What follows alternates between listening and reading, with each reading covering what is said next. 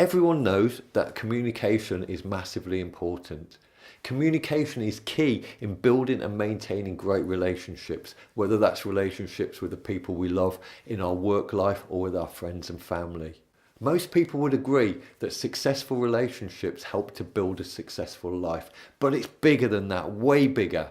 The way that we communicate with other people has a big impact on our life, but the way that we communicate with ourselves has the biggest impact of all. Think of a time when you surprised yourself. Maybe you came up with an idea that was so good, you just went, wow, where did that come from? Or maybe you said the right thing at the right time when 2 seconds before you didn't know what the right thing to say was. Or maybe you did something so well that you amazed yourself. And when these things happen, it's almost like somebody else is doing them. It's almost like someone else is coming up with the idea. Somebody else is saying these things, or somebody else is doing the thing. But here's the great news.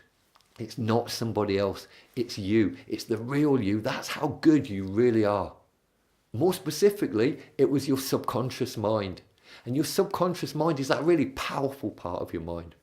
The part that solves problems, the part that knows what to do, the part that knows what to say, and the part that can control your muscles so well that you can do things amazingly. You've had days when you've been at your best, and when that happens, that's your subconscious mind just quietly getting on with its job. And you can have more days like these, or at least you can if you let your subconscious mind get on with its job and stop confusing it. It's been said that as wise as your subconscious mind is, it has the intellect and understanding of an 8-year-old child, and it's easily confused. Remember that point, it's important. Here's a very simplistic way of how things get done. We decide with our conscious mind what it is that we want. We pass the message on to our subconscious mind and we let it get on with it. We let it get on with figuring out what needs to be done. And that's pretty much it. The subconscious mind does communicate back to us. I'll do a video in the future about how to recognize that communication when it does. People love stories. It's one of the oldest ways to communicate, and it can be a fascinating way to communicate. But when it comes to communicating with our subconscious mind, most of the time it pays to be a lot more direct than that. Have you ever met anybody that when you're talking with them, they communicate by giving you a brain dump of pretty much everything that's going on inside their head, and it's really difficult to understand what they're saying? Just to illustrate this point, I'm going to use an imaginary conversation between me and my coach, Charlotte. Charlotte's not imaginary, she's very real, but this is just a made-up conversation. But actually, sometimes it's not that far from the truth. So it might begin with Charlotte asking me a question, maybe a very general question like, hey Tony, what's going on here? And I might respond by saying, it's just not happening this week. So much going on. I've got all these things on my to-do list and I've prioritised them. I figured out what was most important and I started doing this thing over here. And then I couldn't stop thinking about the next thing that I've got to do. So I wondered if I'd got my prioritisation right. So I stopped and I checked my prioritisation. I started doing that thing instead. But then I've got this thing over here that's only half finished. So I couldn't really focus on what I'm doing. And I'm just starting to get a bit stressed and frustrated by the whole thing. And I might go on like that for 5 minutes. And then when I finally stop, Charlotte will pause and she'll smile and she'll ask me a really powerful question. So what's the bottom line here, Tony? And that is such a powerful question.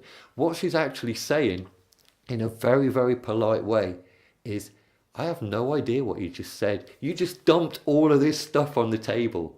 So now take that and summarize it in 1 to 2 sentences. And I might say, I've not been very focused on what I'm doing this week. As a result, I don't feel very productive and I'm starting to get a bit stressed by it. And that's great because suddenly we both understand what's going on and we can get down to business and do something about it. Strings of confused words that I started out with are a sign of confused thinking, always. And confused thinking will confuse your subconscious mind. Always. And a confused subconscious mind does one of 2 things. Either it does nothing or it does what it thinks that you want. And what it thinks that you want and what you actually want might be 2 completely different things. Think of your subconscious as your own personal Charlotte. If you give it too many words, you will confuse it and it won't know what you want. So here's the bottom line for today. Start to pay more attention to your thinking. It's fine to explore things in lots of detail, to use lots of words. But when we stop exploring, the very last thing that we thought is that's the bit that gets communicated to our subconscious mind. So explore things as much as you want to. Go into lots and lots of detail. Go off on all of these little thought paths. But once you've finished, imagine your subconscious mind saying to you, what is the bottom line here? And then summing it up in 1 or 2 sentences so that it can understand very clearly what it is that you want. I think you're going to be amazed at just how much you amplify your results as soon as you begin to take control over the clarity of your own thinking. And if you think that this idea is going to be effective for you, make sure you check back here in 2 days' time, because I'm going to post part 2. And in part 2, we're going to take this very simple idea of what is the bottom line here, and we're going to multiply its effectiveness by 10. And if you like what you see here, and I sincerely hope you do, please like and share the post. Let's spread the love, and I'll see you soon.